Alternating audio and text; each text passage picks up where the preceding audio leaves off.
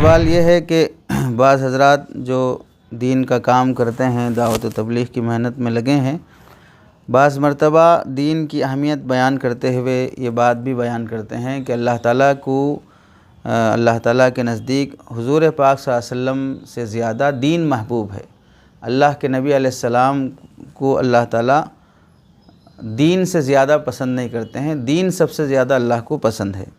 چنانچہ بعض جملے ہوتے ہیں کہ اللہ کے نزدیک محمد صلی اللہ علیہ وسلم کی ذات اقدس سے زیادہ محبوب ذات اقدس زیادہ محبوب ہے یا دین اسلام زیادہ محبوب ہے۔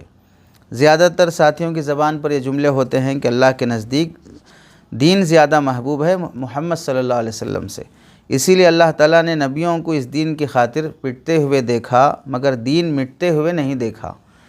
تو اس طرح کی بات کرنا اللہ کے نبی علیہ السلام کی شان میں مناسب ہے یا یہ بات درست ہے؟ اس سلسلے میں ہندوستان کے بڑے عالم دین حضرت مولانا مفتی سلمان منصور پوری صاحب دامت برکاتہم نے جو فتویٰ لکھا ہے، اس کا جواب یہ ہے کہ نبی کریم صلی اللہ علیہ وسلم کی ذات گرامی اور دین محمدی دونوں لازم ملزوم ہیں۔ نہ تو حضرت محمد صلی اللہ علیہ وسلم کا تصور بغیر دین اسلام کے ممکن ہے اور نہ ہی دین اسلام کا تصور بغیر حضرت محمد صلی اللہ علیہ وسلم کی ذات گرامی کے متصور ہے۔ اسی بنا پر یہ سوال ہی محمل ہے کہ اللہ کے نزدیک اسلام محبوب ہے یا حضرت محمد صلی اللہ علیہ وسلم کی ذات عالی، بلکہ حقیقت یہ ہے کہ اللہ کو دونوں محبوب اور پسندیدہ ہیں۔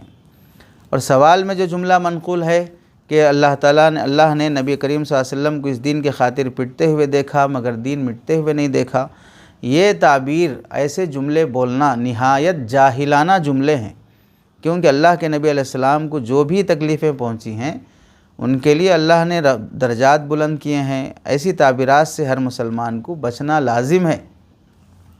ان الدین عند اللہ الاسلام، اس سے بھی معلوم ہوا کہ اللہ کے نزدیک دین زیادہ محبوب ہے۔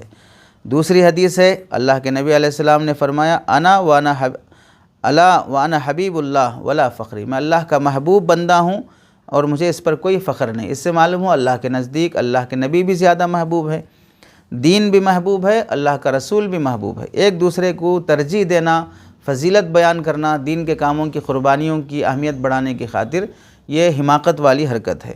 چنانچہ شرح فقہ اکبر جو عقیدے کی کتاب ہے حنفی مسلک کی، اس کے حوالے سے ہے کہ والمعتقد المعتمد ان افضل الخلق نبینا حبیب الحق، کہ سب سے عقیدہ کے طور پر مانے جانے والی اور اعتماد کے قابل بات یہ ہے کہ مخلوق میں سب سے افضل ذات وہ اللہ کے نبی علیہ السلام ہیں جو اللہ تعالیٰ کے محبوب ہیں۔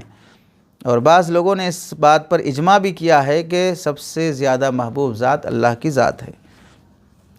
چنانچہ ایسی باتیں کرنا کہ تقابل والی حرکت بیان کر کے باتیں کرنا، یہ درست نہیں ہے، یہ نبی کی شان میں گستاخی اور بے ادبی ہو سکتی ہے، اس سے بچنا چاہیے۔